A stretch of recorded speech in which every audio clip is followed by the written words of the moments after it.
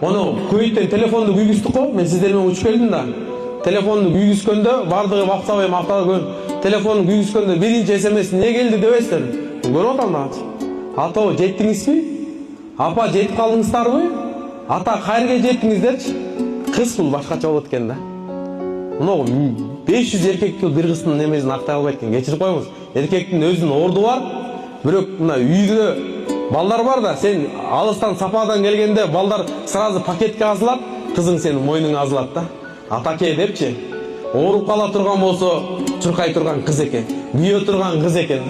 Мен ушуну дагы бир жолу байкадым. Биздин жамааттын арасында бир кыз эмес, эки кыз эмес, үч кыз эмес, төртөө эмес, бешөө эмес, 7 кызы бар экен да.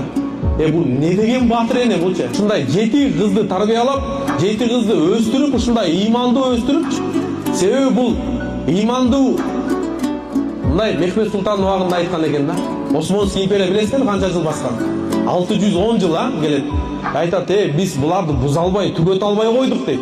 Биз буларды канча бузганы менен, булардын ар жакта энелери ыймандуу экен дейт. Кайта эле печет айтып төлөп атат ыймандуулар дейт да. Ошон үчүн айткан экен да. Эркек бузулса бул мамлекет эле бузулат. Бир аял бузулса коом бузулат депчи. Бирок жөн эле төрөп койбостон, ошону коомго ыймандуу кылып, адеп акылактуу кылып, бул эртең булар да балдар төрөйт да, мекенге кызмат кыла турган. 7 кызым бар деди го, апа туруп койгончу, таанып койду канакей. Кайсы жерде отурат? Мына бул жерде Максат устаздын китеби бар. Мына Хидаятул Куран деген. Бул жакта Максат Дамылдардын китеби жазылган, келиңиз апамдар. 7 эмеси бар экен, машалла мынакей.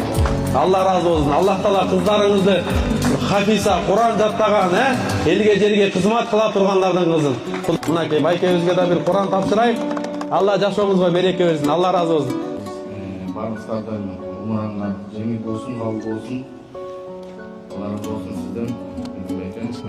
Кыздарыбыз мына мен Куранга чөлөкүн. Калгандары келип машалла. Баары Курандан алып барабыз. Баштайсыз мынакей, машалла. Алла разы болсун.